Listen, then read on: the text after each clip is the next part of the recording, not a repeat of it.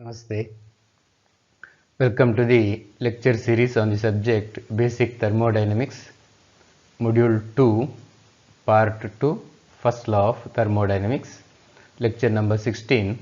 Myself, Dr. N. Satish Kumar, Associate Professor of Mechanical Engineering, Canara Engineering College, Bantwal.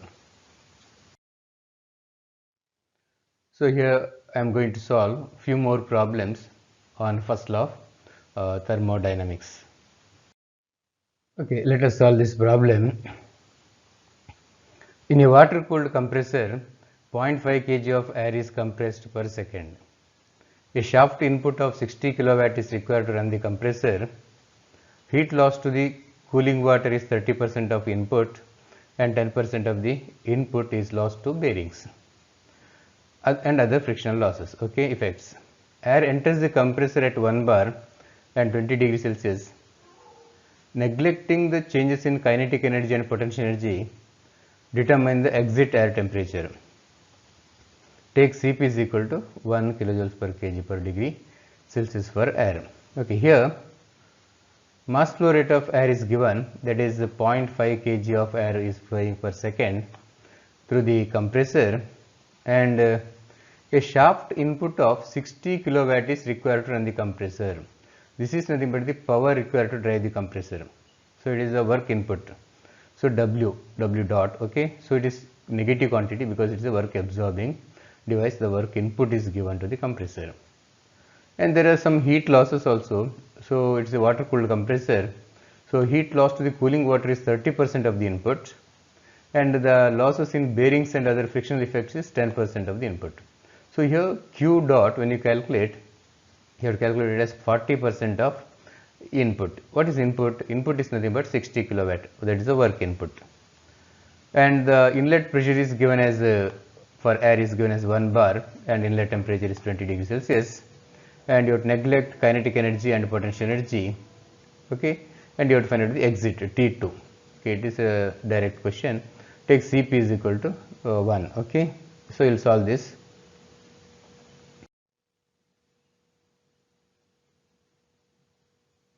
So mass flow rate is 0.5 kg per second. Work input is minus 60 kilowatt. Either you can take minus here or directly you can put minus in the while substituting. And Q dot, you see this is very important here. 40% of input total, 30 plus 10. So that becomes 40% is 0.4 of 60. So it is minus 24 kilowatt because it is heat is lost. So it should be taken minus. So you have to be very careful while solving this kind of problems, especially with the sign convention for work and heat. And inlet pressure is 1 bar and temperature, inlet temperature is 20 degree Celsius T1. Okay, and delta K is 0, delta P is 0. Now you have the steady flow energy equation. Q dot minus W dot is equal to m dot into delta H plus delta K plus delta P. So here these two terms are 0. So it is directly becomes Q dot minus W dot is equal to m dot into delta H. But delta H, as all of you know, it is nothing but Cp into delta T. So delta T is nothing but T2 minus T1. So here Q dot is known, W dot is known, m dot is known, Cp is given, T1 is given. So the only unknown is T2. So if you substitute, okay, so Q dot is minus 24 minus W, minus of minus is here plus 60 it becomes, and substitute for m dot and T1. So if you simplify, so you will get T2 as 92 degree Celsius. So here since it is a difference in temperature here inside the bracket, you can substitute in Celsius also, or you can substitute in Kelvin also. Suppose if you substitute T1 in Kelvin, T2 also will get it in Kelvin. So for difference in temperature, so there is no restriction or there is no requirement to substitute in Kelvin. So you can substitute in Celsius also.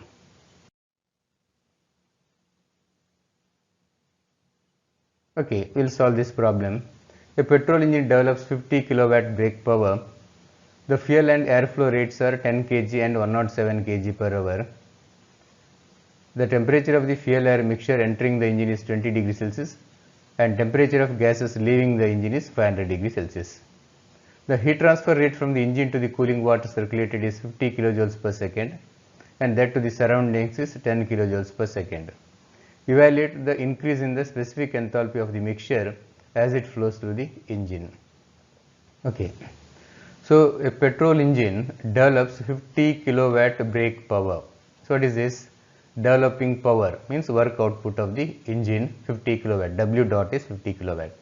The fuel and airflow rates are 10 kg. Fuel is 10 kg and air is 107 kg. So always fuel air ratio, fuel will be less quantity, air will be more quantity. So total 10 plus 107, that is 117 kg per hour of fuel air mixture. You see, fuel air mixture is entering into the combustion chamber. So the temperature of the fuel air mixture which is entering into the engine is 20 degrees Celsius. And after combustion, the temperature of the gases, the burnt gases, okay, the products of combustion leaving the engine is 500 degrees Celsius. So there is some heat transfer to the cooling water flowing in the water jacket. So that is 50 kilojoules per second or 50 kilowatt, because joules per second is watt. And also some heat loss to the surroundings. So it is 10 kilojoules per second or 10 kilowatt. So total heat loss becomes 60 now. You see, you have to be very careful. Total heat loss becomes 60 kilowatt. Evaluate increase in specific enthalpy of the mixture. Okay, specific enthalpy, kilojoules per kg you can calculate, or you can calculate in kilojoules per second also. Specific enthalpy means usually you have to calculate in kilojoules per kg. Okay.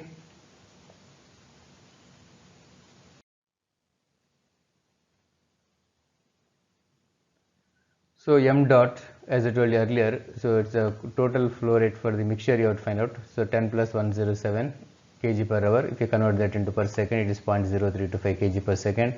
Power developed by the engine is 50 kilowatt. Heat lost, so it's negative quantity. Total is 50 plus 10, so it is total minus 60 kilowatt. Inlet temperature of the mixture is 20. Outlet temperature of the mixture is 500. Delta H you have to calculate. No mention of anything about kinetic energy and potential energy. So for an engine, so it has to be neglected. So you'll get the formula Q dot minus W dot is equal to m dot into delta H, because these two quantities are neglected. So only unknown here is delta H. So substitute for Q dot minus 60, W dot 50 and m dot 0.0325. If you substitute, you will get delta H as minus 3384.615 kilojoules per kg. Suppose if you want to convert this into kilojoules per second, so you have to multiply by the m dot term, that is which is kg per second. So kg gets cancelled, it becomes kilojoules per second. So either you can calculate it in kilojoules per kg or kilojoules per second, but when it is asked the specific enthalpy, so it will be always per unit mass, so it has to be in kilojoules per kg.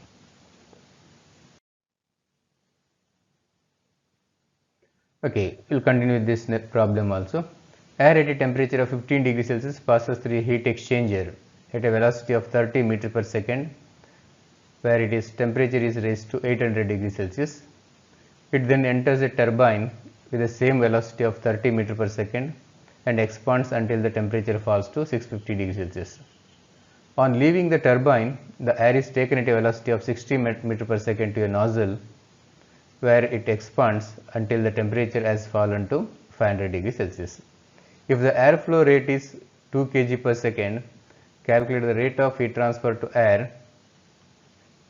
Number 2, the power output from the turbine assuming no heat loss.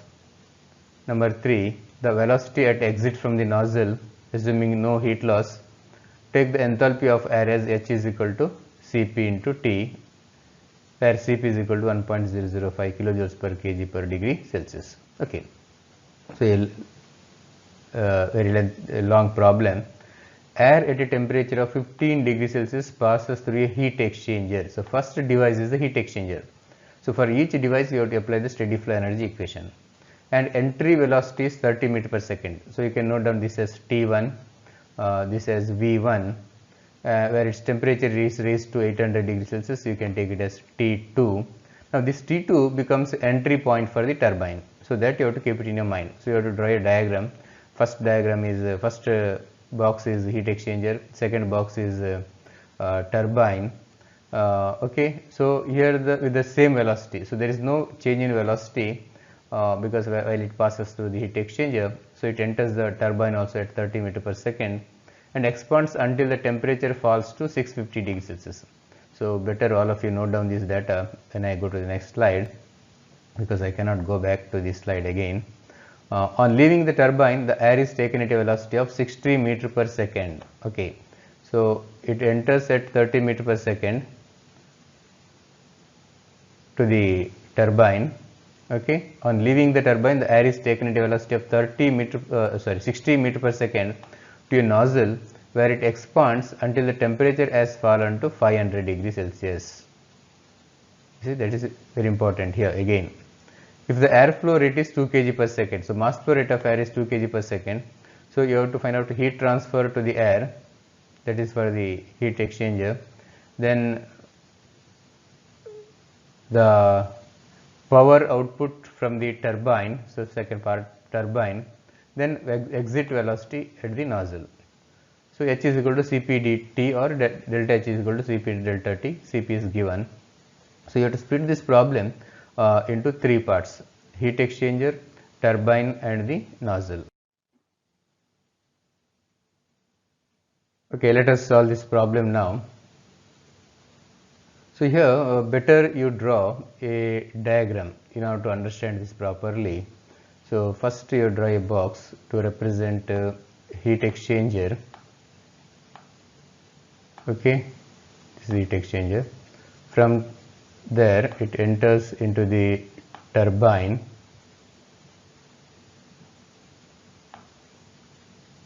So from turbine it enters into the nozzle.